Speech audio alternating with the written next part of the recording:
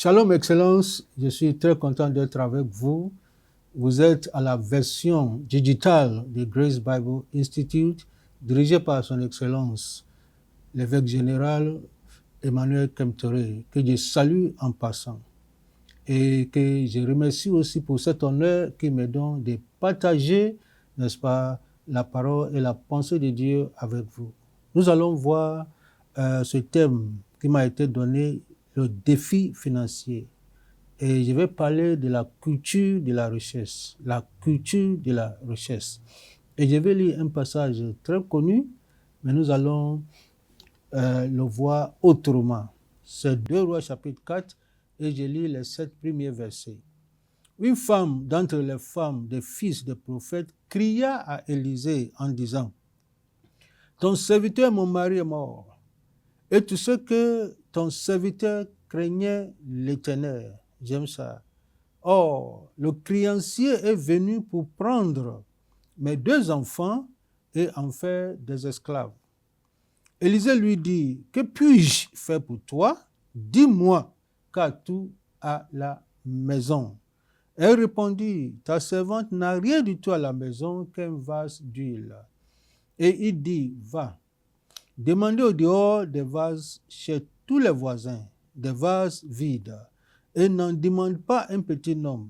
Quand tu seras rentré, tu fermeras la porte sur toi et sur tes enfants, et tu verseras dans tous ces vases, et tu mettras de côté ceux qui seront pleins. Alors elle le quitta. Elle ferma la porte sur elle et sur ses enfants. Il lui présentait des vases et elle versait. Lorsque les vases furent pleins, elle dit à son fils: présente-moi encore un vase.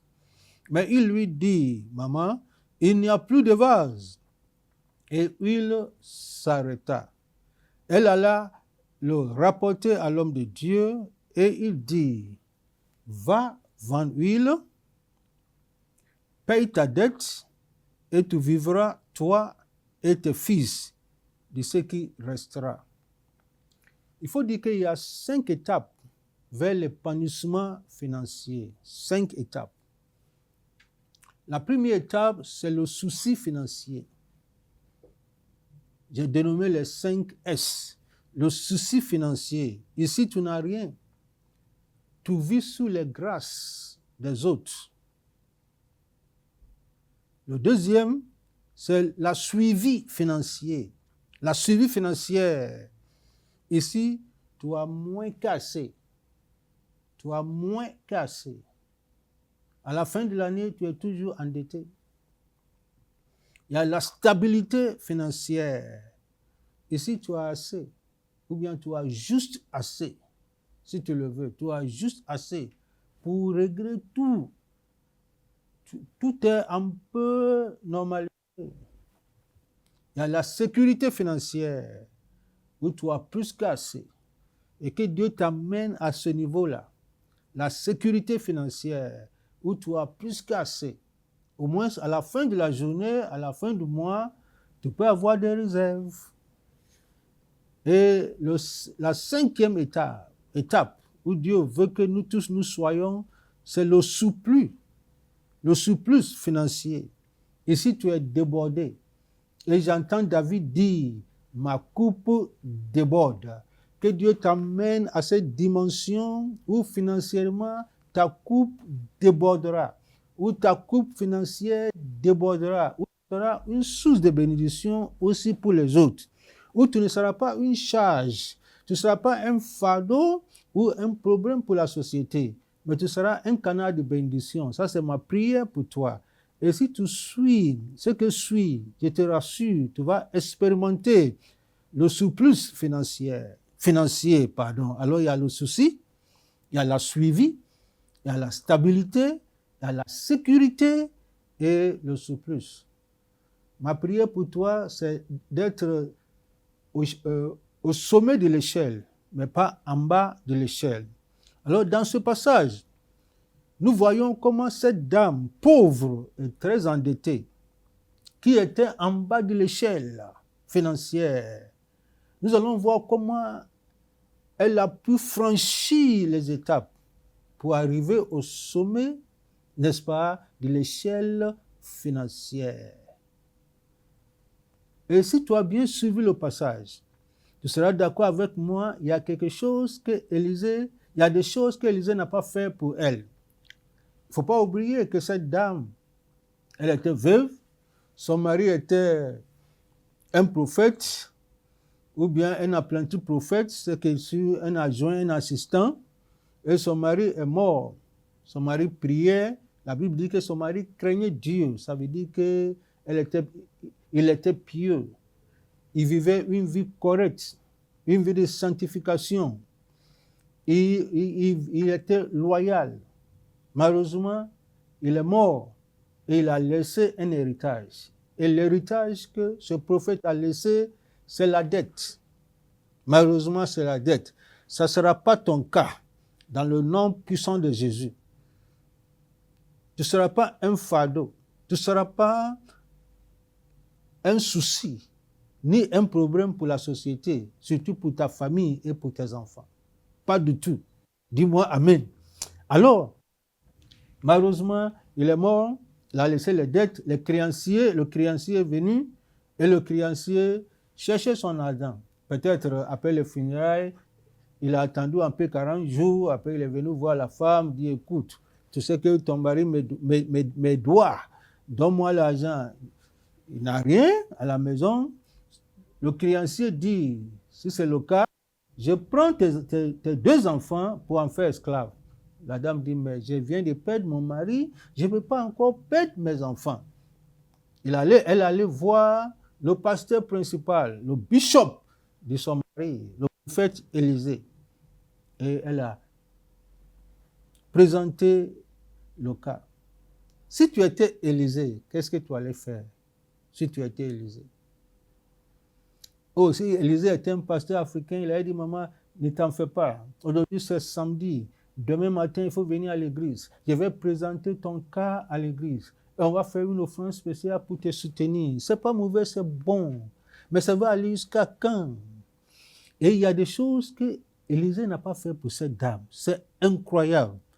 Élisée ne lui a pas donné de l'argent, alors qu'elle avait besoin, elle en avait besoin. Élisée n'a pas prié pour elle.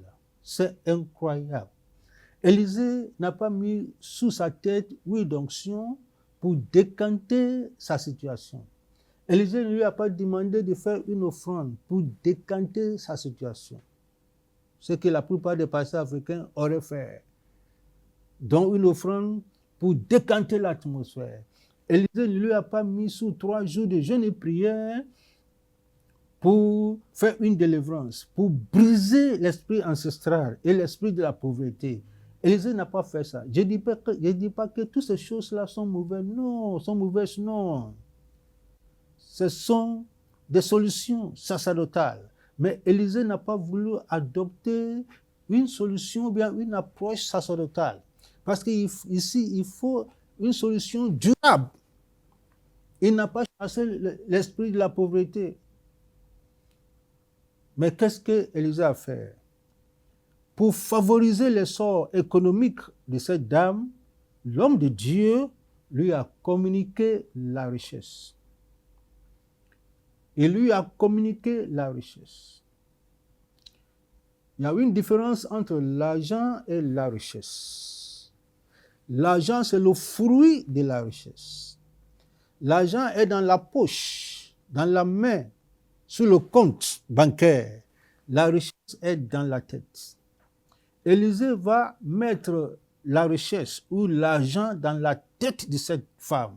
C'est vrai qu'elle cherche de l'argent physiquement, mais l'homme de Dieu sait que si on lui donne l'argent, n'importe quel montant tu vas lui donner, demain elle viendra encore avec les mêmes problèmes, comme nous témoignons dans nos églises. Mais Élisée va aller au-delà de ça. Au lieu de lui donner de l'argent, il va lui communiquer la richesse. Et si tu lui communiques la richesse sera traduite en argent. Il va comptabiliser cette richesse en argent. Et c'est ce que l'homme de Dieu va faire avec cette femme. L'homme de Dieu lui pose la question, qu'as-tu à la maison, maman? Maman dit qu'elle n'avait rien. L'homme de Dieu dit non. Car tout à la maison, qu'est-ce que ça veut dire? Ça veut dire que tu es la première solution à ton problème. Et je reprends. Tu es la première solution à ton problème. C'est ce qu'il faut savoir. Même quand tu vas à la banque pour chercher crédit, on te pose la question, quel est ton apport initial? Qu'est-ce que tu présentes? Car tout à la maison. Parce que c'est avec ce que tu as que Dieu va provoquer le miracle. Il a demandé à Moïse, Moïse, car tout dans ta main. Et toi aussi, aujourd'hui, Dieu te pose la question. Tu veux être autonome financier. Sur le plan financier, il n'y a pas de problème. C'est ton droit. Mais Dieu te pose la question, car tout à la maison. Tu es la première solution à ton problème. Tu as quelque chose à offrir, Excellence. Il y a quelque chose en toi. En réalité, la richesse que tu as en toi est plus importante que l'argent que tu cherches ailleurs. C'est ce qu'Élisée est en train de lui dire. Maman, ce que tu as à la maison est plus important que l'argent que tu cherches ailleurs. Élisée va aider cette dame à se réaliser. Il est en train de lui communiquer, n'est-ce pas, la richesse. Et il va lui donner 10 instructions que nous allons voir. 10 instructions. Première instruction, Élisée lui dit, va demander au dehors des vases. Va demander au dehors des vases. Deuxième instruction, Élisée précise des vases vides. On va voir point par point, des vases vides. Élisée dit, chez tous tes voisins, pas quelques voisins, des voisins variés. N'en demande pas un petit nombre. Point 4. Tu fermeras la porte. Élisée lui dit ça. Tu fermeras la porte sur toi et sur tes enfants. Qu'est-ce que ça veut dire dans le contexte de la création de la richesse? Et Élisée lui dit encore, 7e point, tu verseras dans tous ces vases. Tu verseras huile dans tous ces vases. Et après, quand tout a été accompli, elle allait voir l'homme de Dieu et l'homme de Dieu lui dit, va vendre huile. Paye ta dette et tu vivras, toi et tes fils, de ce qui reste. Nous allons prendre point par point. Va demander au dehors des vases vides. Dans ce passage-là, on voit 4 partenaires. On voit 4 partenaires clés dans ce passage. Il y a d'abord la veuve, chez qui huile a été découverte. La veuve chez qui huile a été découverte. Elle est partenaire. Le deuxième partenaire, c'est le prophète qui l'a aidé à découvrir et à convertir cette huile brute en richesse tangible. Alors, le prophète est ici en tant que partenaire.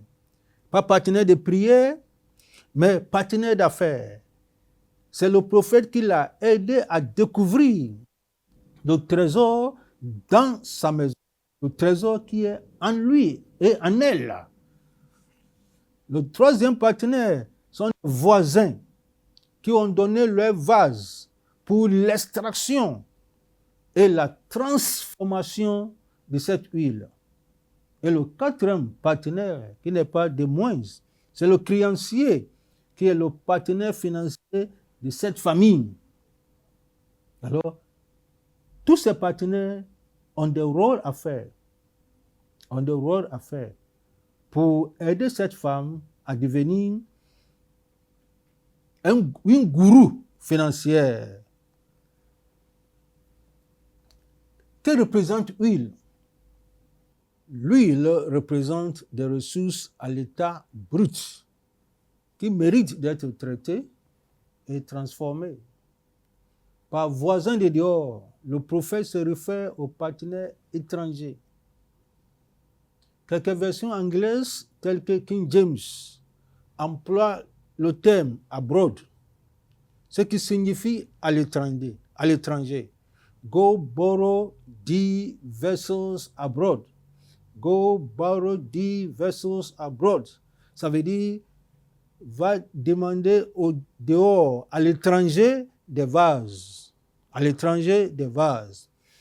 Alors, il s'agit des partenaires étrangers. Des vases renvoient aux usines de raffinage que les partenaires étrangers, ça veut dire des voisins, devaient aider à installer dans le but de transformer cette matière brute, ça veut dire cette huile, en produit propre à la consommation. C'est ce que le prophète est en train d'aider cette dame. Il est en train de lui communiquer la richesse. Il dit que tu n'as pas besoin forcément d'argent, mais tu as besoin de la richesse. Et si tu as la richesse, tu auras de l'argent. Alors les vases renvoient aux usines de raffinage. Tout simplement parce que avant l'utilisation de ces vases, la veuve n'avait qu'une petite quantité d'huile. Leur entrée en scène transforma cette quantité insignifiante d'huile en quantité commerciale. Qu'est-ce qui s'est passé? Il y a eu une transformation. Il y a eu une étape intermédiaire qui est celle du processus de raffinage et de transformation. Après ce processus, on aboutit à deux types d'huile. Huile d'abord qui était dans la petite bouteille et maintenant huile dans les différents vases. Imagine-toi. Huile dans la petite bouteille était encore brute, alors que l'huile dans les vases avait subi une transformation, un raffinage. Et on se pose la question, Excellence, lesquelles de ces deux huiles la veuve devait-elle vendre? Celles qui étaient dans la bouteille ou celles qui sont maintenant dans plusieurs vases?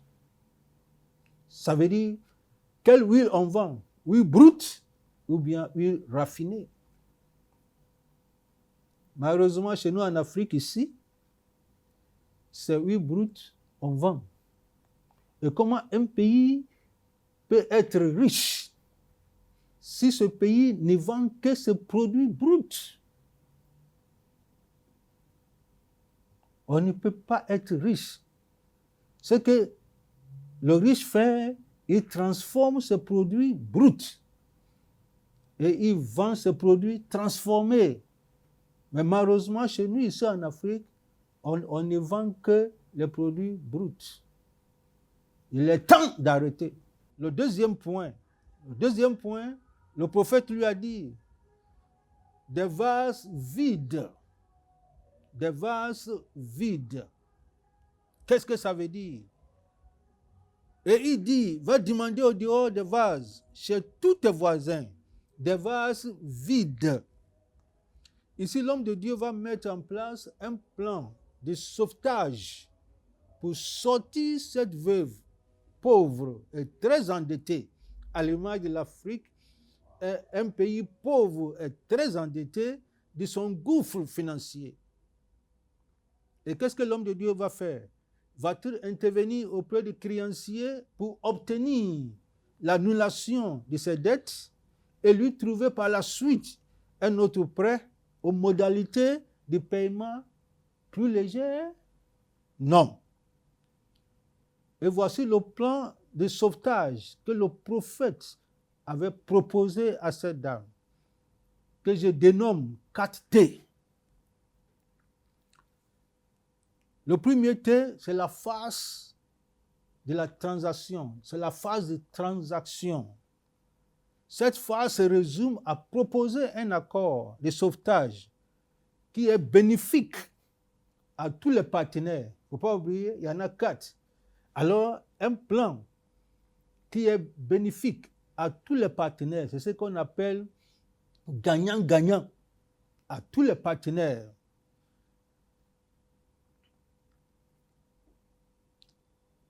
Elle consistait, n'est-ce pas, à emprunter. Il a dit, va emprunter.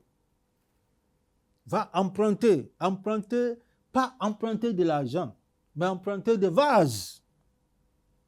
Parce qu'elle était déjà insolvable.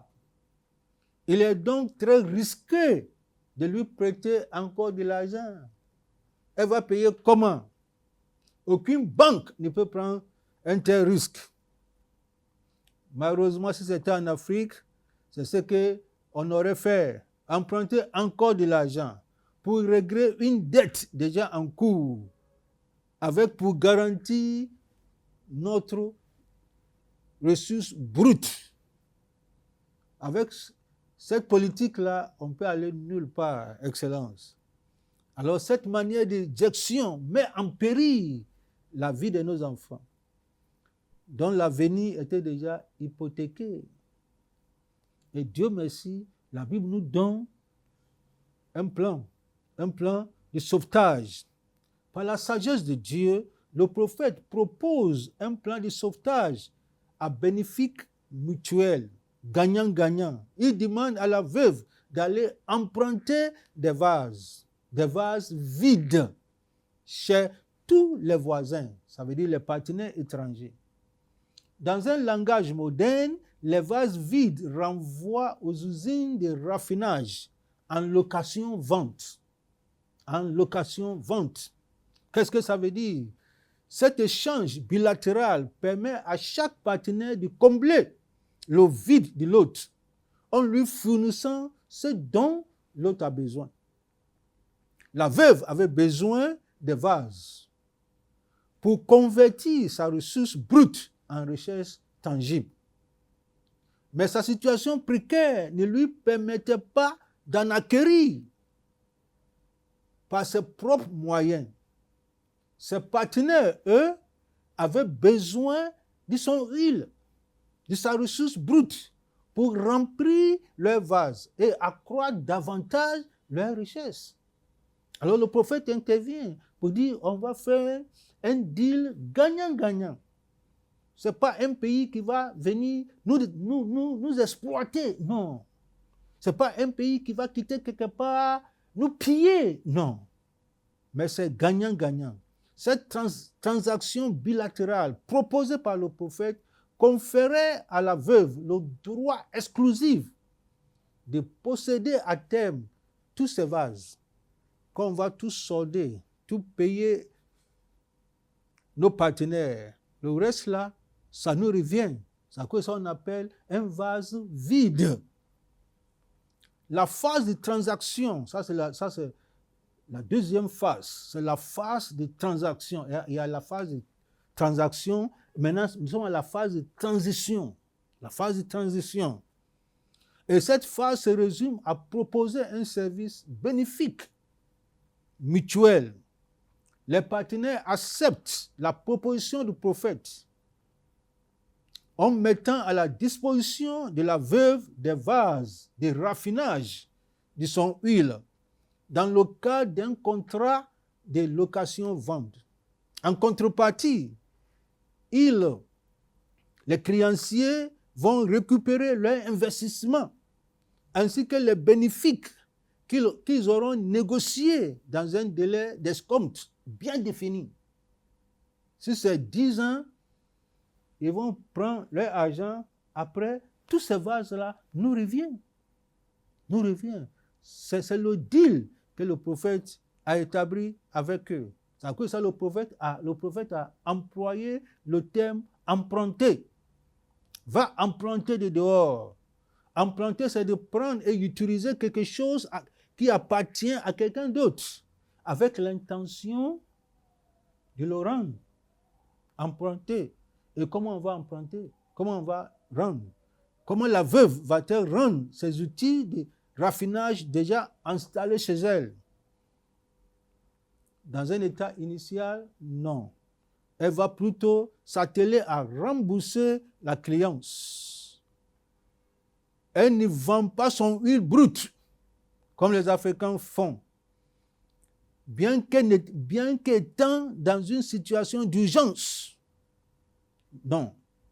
Elle va d'abord installer les vases chez elle pour effectuer la transformation de l'huile et va par la suite impliquer ses enfants, ses fils et ses filles, ses citoyens, dans le processus de transformation de l'huile. C'est ça qu'on appelle transfert de compétences. Mais si on fait ça ailleurs, comment on peut gagner la compétence? Comment demain on peut faire pour nous? Enfin, elle va vendre son huile raffinée pour éponger ses dettes, satisfaire ses partenaires, honorer ses engagements envers ses actionnaires. Alors, c'est la période de transition. Il y a la période de transaction où le deal est conclu.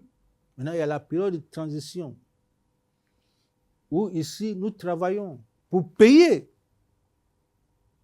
Nous travaillons pour tout payer. Et les vases là nous reviennent. C'est à cause de ça, ce sont des vases vides. Quand ça va nous revenir, on va attacher ces vases là au nom. Et la troisième phase, c'est la phase de transfert. La phase de transfert est celle du partage de compétences et du transfert du droit de propriété des vases à la veuve et à ses enfants. À ce stade, elle devient le propriétaire unique de tous ces vases et ses enfants, ses ayants droit. Voici le deal. Les Blancs, là, ils savent ça. Pourquoi on ne veut pas leur présenter ça? Si c'était eux qui avaient nos ressources, c'est ce qu'ils auraient fait. Vrai ou faux, Excellence? Alors c'est ça, c'est clair. Et Dieu merci, la Bible en a parlé. Tu n'as pas besoin d'aller à Harvard pour apprendre ce que le prophète nous a dit il y a des milliers d'années, qui est dans la Bible. Et malheureusement, tu as besoin d'un homme de Dieu pour tout spiritualiser et laisser les valeurs même économiques qui est cachées dans ce passage-là. Après avoir récupéré ces fonds d'investissement, les partenaires vont continuer d'accompagner la veuve en lui partageant leur expertise pour l'entretien, n'est-ce pas, des vases. Tout le monde gagne, quel que soit le temps. On ne transfère pas seulement des vases, on transfère aussi des compétences. C'est à cause de ça, Élisée dit, tu travailles, tu impliques tes enfants dans la création de la richesse. Et demain, quand tu seras propriétaire, tes enfants auront l'expérience, l'expertise et la sagesse de continuer. Dans le cas contraire, on va revivre un phénomène qu'on appelle la privatisation. On confie l'entreprise à l'Africain, il n'a pas d'expérience, il n'a pas d'expertise, et il va faire tomber ça. Et ça va changer de main. L'heure est venue pour que l'Afrique se lève et l'Afrique aille à la source, à la Bible. Il y a la quatrième phase, c'est laquelle la dernière phase, la phase de la transformation. Maintenant, la vase, ou bien les vases, appartient à la dame et à ses enfants, appartient au pays, à la nation. Et la phase de la transformation, c'est amener cette entreprise-là à une dimension supérieure, une dimension plus élevée. Et la Bible en parle. La Bible nous propose 4 étapes de transformation d'une entreprise d'un niveau à un autre. Dieu bénit 4 choses. Il faut noter ça. Dieu bénit l'œuvre de tes mains. Dieu bénit ta corbeille. Dieu bénit ta houche. Et Dieu bénit tes greniers. Voici les 4 choses que Dieu bénit. Dieu ne bénit pas le chômage. Dieu ne bénit pas la paresse. Dieu ne bénit pas quelqu'un qui est sur le lit à 10 heures du matin alors que les autres sont au travail. Dieu bénit l'œuvre de tes mains. Qu'est-ce que tu as dans la main? Dieu bénit ta corbeille. Qu'est-ce que signifie ta corbeille? Dieu bénit ta huche. C'est quoi ta huche? Et Dieu bénit tes greniers. En Deutéronome 28, le verset 12, la Bible dit, l'Éternel t'ouvrira son bon trésor, le ciel, pour envoyer à ton pays la pluie en son temps et pour bénir tous les travaux de tes mains. tous les travaux, pas un travail, tous les travaux de tes mains, et tu prêteras à beaucoup de nations et tu n'en prendras point.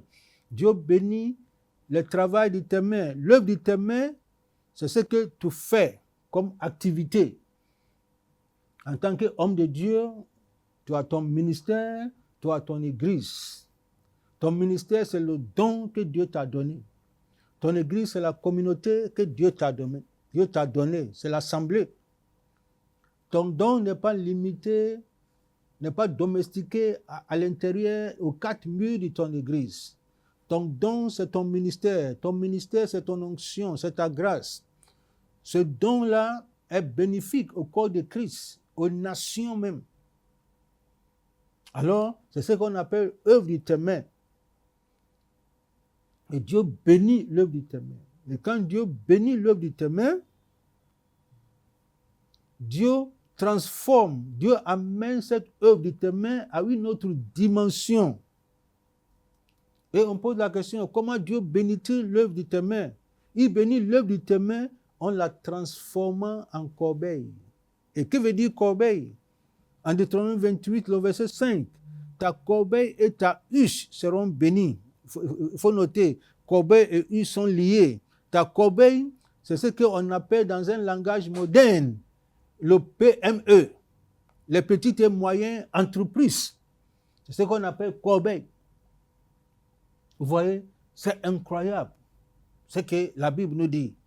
Alors, les petites et moyennes entreprises, on a commencé par l'œuvre de tes mains. C'est une petite activité, mais Dieu amène cette œuvre-là à une autre dimension. Que Dieu amène l'œuvre de tes mains à une autre dimension. Si c'est ton église, que Dieu l'amène à une autre dimension. Si c'est ton ministère, que Dieu l'amène à une autre dimension. Dieu amène ton activité à une autre dimension. Quand il dit, il bénit l'œuvre de tes mains, ça veut dire qu'il amène l'œuvre de tes mains à une autre dimension, à la dimension de corbeille, PME, petite et moyenne entreprise. Et il bénit ta corbeille en la transformant en huche. Ta corbeille et ta huche seront bénies. Note que la corbeille et la huche sont collées, comme je disais, pour dire qu'une huche est une activité annexe. Une activité annexe installée dans le but d'étendre la corbeille. Suis-moi bien, cher homme de Dieu. Ta huche est une activité annexe installée dans le but d'étendre ta corbeille et de l'amener à une dimension supérieure. Par exemple, moi je suis un pasteur, j'ai mon église, mais j'ai mon ministère. Mon ministère n'est pas mon église. Comme je vous disais, c'est mon ministère qui nourrit l'église. Ce n'est pas l'église qui nourrit mon ministère. Je peux perdre mon église, mais je ne perdrai jamais mon ministère, parce que mon ministère est en moi. C'est le don que Dieu m'a donné. Mon ministère, c'est le don que Dieu m'a donné. C'est la grâce, c'est l'onction que Dieu m'a donné. Ça y est, à moi.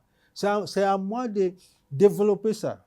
Mon église, c'est une assemblée. Je peux perdre mon église, mais je ne perdrai jamais mon ministère. Même si je perds mon église, là, mon ministère va reproduire l'église. Alors, c'est ce qu'il faut comprendre. Maintenant, ta huche là, c'est les activités annexes. Les activités annexes en tant qu'enseignant. Ce que je suis en train de faire là, c'est une activité annexe. J'écris des livres. Les livres que j'écris là, ce sont des messages que je prêche dans mon église, que je mets sous forme de papier pour servir un plus grand nombre de personnes. C'est une activité annexe. Si j'organise des séminaires ailleurs, c'est une activité annexe. C'est une activité, c'est ça qu'on appelle huche. Alors, la corbeille peut être l'église, ou bien peut être, l'église, mais la huche là, c'est mon ministère. C'est une activité. Mon ministère me permet de créer une activité annexe autour de l'église pour ma propre bénédiction. Parce que le livre que j'écris, je n'écris pas pour donner l'argent à l'église. Et le livre que j'écris là n'est pas simplement vendu à mes fidèles. c'est vendu à tout le monde. Alors, chaque personne doit comprendre. Laisse-moi donner un autre exemple. Par exemple, prenons l'exemple d'un taxi. L'œuvre de tes mains peut être un taxi que tu possèdes. Qu'est-ce qui empêche un pasteur ou bien un groupe de pasteurs de décider d'acheter un taxi ensemble? Si toi seul tu ne veux pas acheter, on peut se mettre ensemble pour acheter un taxi. Ce n'est pas vous qui êtes des chauffeurs. Mais c'est l'œuvre de vos mains. Et après, ça va grandir. Et vous allez voir la corbeille, une société de transport que tu mets sous pied avec une flotte auto de 2 ou 3 taxis. Ça devient une corbeille. Ce n'est plus l'œuvre de tes mains. Dieu bénit ça au stade de corbeille. Maintenant, au stade de huche. Ici, vous allez avoir, comme vous avez 2 ou 3 taxis, vous allez avoir des activités annexes. Ça peut être un garage. Ça peut être un magasin de pièces détachées. Ça peut être un lavage auto. Se connecter à la corbeille. Ça peut être une auto-école, une station d'essence, pourquoi pas, et ainsi de suite. J'ai donné ce conseil-là à mon coiffeur, qui coiffe bien, et je lui ai dit, écoute, il faut regarder au-delà. Beaucoup de gens viennent en samedi, et les gens sont collés là-bas, ils attendent. Et tu prends ton temps, vous prenez votre temps pour, comment on appelle ça, coiffer les gens un à un. Il faut créer une activité annexe. Il faut créer auto-école. Il faut créer lavage auto. Quand les gens viennent se coiffer, ils vont laver leur voiture en même temps. Quand ils lavent sa voiture, sa tête n'est plus sur le temps de coiffer, parce qu'il sait que sa voiture est en train d'être lavée. Il faut aussi créer une autre activité où on va les entretenir. Il faut couper les ongles. Il faut les entretenir. Les hommes là, personne ne les entretient. Il faut les entretenir. Il faut créer un petit bar où il y a télévision, parce que samedi, il y a match. Quand il vient, il est en train de regarder là. Il n'a pas le temps pour... Il n'est pas trop pressé. Alors quand tu vas faire ça, tu as ta coiffure. Mais tu as des activités annexes connectées à ce que tu fais. C'est ça qu'on appelle Hush. Et quand Dieu bénit Hush là, il transforme Hush là en grenier. Alors quand on parle de grenier, si tu lis bien la Bible dit, l'Éternel ordonnera à la bénédiction d'être avec toi dans tes greniers et dans toutes tes entreprises, tes greniers. Grenier il n'a pas dit ton grenier, il dit tes greniers, c'est en pluriel. Et toutes tes entreprises. Ça veut dire quoi? Ça veut dire que les greniers sont des grandes entreprises répandues dans toute l'étendue du territoire national. Et quand Dieu va bénir ces greniers, ça va dépasser les frontières nationales. C'est ce qu'on appelle, dans un langage moderne, multinational. Tout ça, là, Dieu en a parlé. Dieu en a parlé. Tu n'as pas besoin d'aller à Oxford pour apprendre ça. Tu as besoin d'ouvrir tes yeux et laisser le Saint-Esprit te communiquer la richesse. Et si le Saint-Esprit te communique la richesse, quel que soit ce que tu fais, tu es homme de Dieu, tu es homme d'affaires, tu es étudiant, ton esprit sera ouvert. Et tu vas avoir la richesse dans ta tête. Parce que Dieu ne donne pas l'argent à quelqu'un. Dieu ne donne pas l'argent à quelqu'un, Dieu donne la richesse. Lorsqu'il a promis bénir Salomon, il ne lui a pas fait un chèque de 1000 milliards de dollars. Il lui a donné une richesse sous forme de sagesse. C'est ce qui a transformé sa vie. Alors quand tu dis, Seigneur, donne-moi de l'argent, je vais faire ça, là. Ce que Dieu te donne là, c'est la richesse. Sous forme d'idées, sous forme de sagesse, sous forme de stratégie, sous forme de plans et de semences. C'est la semence là, la richesse est une semence. L'argent n'est que le fruit de la semence là. Malheureusement, le pauvre, il cherche le fruit, alors que les riches, ils cherchent la semence. Imagine-toi, on peut compter le nombre de semences, le nombre de graines qui sont dans un fruit. Mais est-ce qu'on peut compter le nombre de fruits qui sont dans une semence? On ne peut pas. Pourquoi chercher les fruits alors que Dieu veut te donner la semence? La semence, c'est ça, la semence qui est la richesse. L'argent, c'est le fruit de la richesse. Que le Seigneur nous bénisse. Shalom.